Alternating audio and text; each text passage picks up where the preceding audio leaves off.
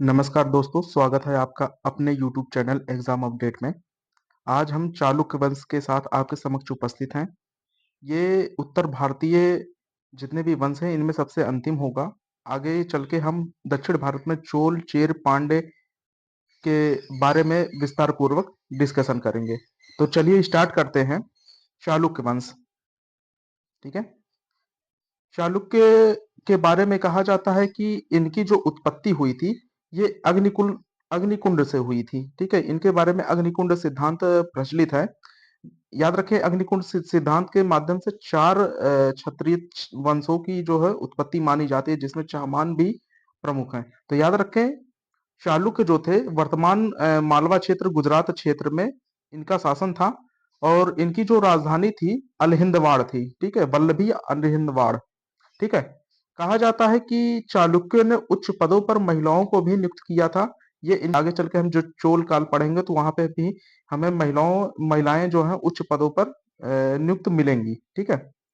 साथ ही साथ इनकी राजधानी की बात करें तो इनकी राजधानी अलहिंदवाड़ थी। और जो चालुक्य वंश था यहाँ का एक प्रसिद्ध स्थल है ऐहोल। याद रखें, इसे मंदिरों के नगर से नाम से भी जाना जाता है। और यहाँ पे 70 से अधिक मंदिर स्थापित थे। बात करते हैं संस्थापक की, तो याद रखें मूलराज प्रथम जो था वो चालुक्य वंश का संस्थापक था। और इन्होंने ही राजधानी अलहिंदवाड़ को बनाया था। साथ ही साथ आगे चलकर इनके कहा जाता है कि ये आगे चलकर किसी कारण से इन्होंने आत्महत्या कर ली थी।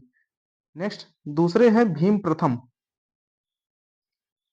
चालुक्य वंश के शासक भीम प्रथम एवं भीम द्वितीय भी, जो कि दोनों लोग प्रतापी शासक थे। जिसमें हम भीम प्रथम की बात करते हैं तो ये सबसे प्रतापी एवं सबसे वीर शासक माने जाते हैं। कहा जाता है कि इन्होंने चेदी वंश के शासक के साथ मिलकर भोज पर हमला कर दिया था, राजा भोज पर। और कहा जाता है कि उन्होंने लगभग 7 दिनों तक इसे लूटा था, ठीक है।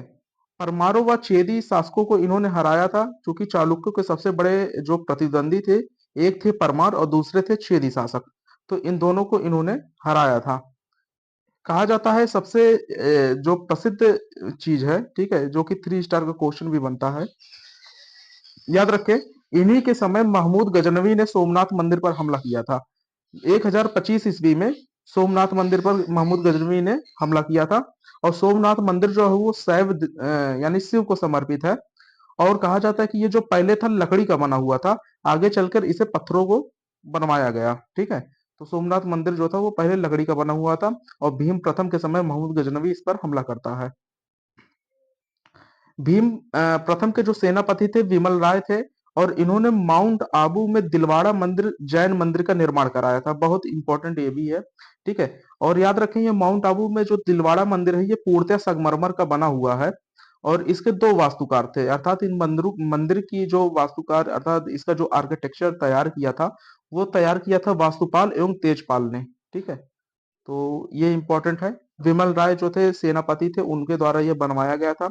और जो जैन मंदिर है ये आदिनाथ ऋषभ देव जो कि पहले तीर्थंकर थे, उन्हें समर्पित है। और कहा जाता है कि इनकी जो मूर्ति स्थापित की गई थी उसकी आंख में हीरा जड़ा हुआ था, ठीक है। तो यानी कि काफी भव्य मंदिर माउंट आबू के दिलवाड़ा में स्थापित किया गया था भीम प्रथम के मंत्री विमल राय द्वारा। नेक्स्ट देखते हैं, अगले शासक हैं जयसिंह सिद्धराज। याद रखें, इनकी उपाधि है सिद्धराज एवं अवंतीनाथ, ठीक है। इसने सोमनाथ मंदिर के दौरान लगने वाले तीर्थ यात्रा कर को समाप्त कर दिया था। इस सोमनाथ मंदिर में दर्शन के लिए जो तीर्थ यात्रा कर लगाया जाता था, जयसिंह सिद्धराज ने इस कर को समाप्त कर दिया था। तो ये प्रमुख कार्य इन्होंने किया था। नेक्स्ट है सिद्धपुर। याद रखिए, रुद्र महाकाल मंदिर बनवाया था, ठीक है, पाटन गुजरात में। और इसके अलावा चंडिका देव मंदिर और सहस्त्रलिंग तथा सागर झील भी बनवाया था। सहस्त्रलिंग मंदिर बनवाया था, साथ ही साथ सागर झील का भी निर्माण करवाया था, ठीक है।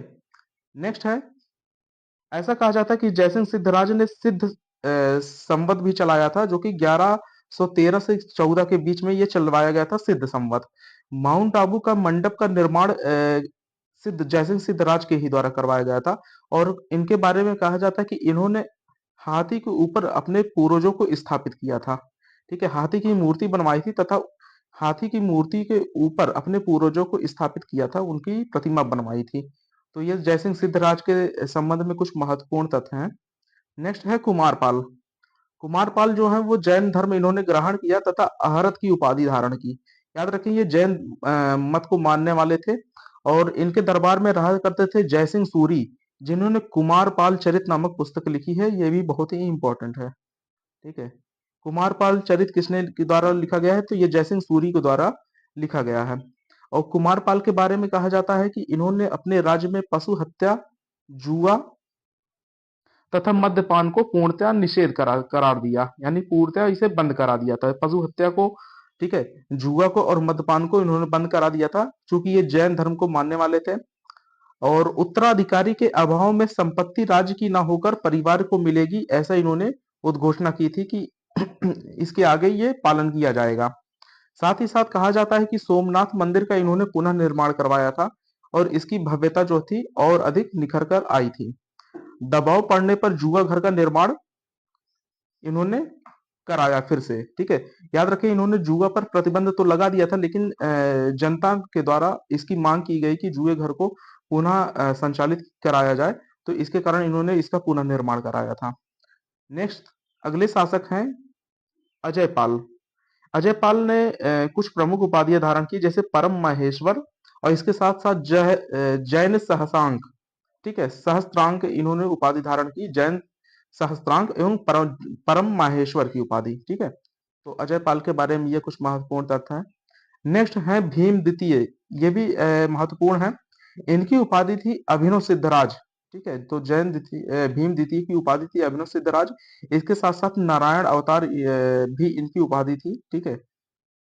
1178 एडी में कहा जाता है कि मोहम्मद गौरी और भीम द्वितीय, ठीक है, के बीच में ये काफी भीषण युद्ध हुआ, जिसमें भीम द्वितीय ने 1178 ईस्वी में मोहम्मद गौरी को बुरी तरीके से पराजित किया था और मोहम्मद गौरी का जो गुजरात विजय का स्वप्न था वो पूर्णतः समाप्त कर दिया था।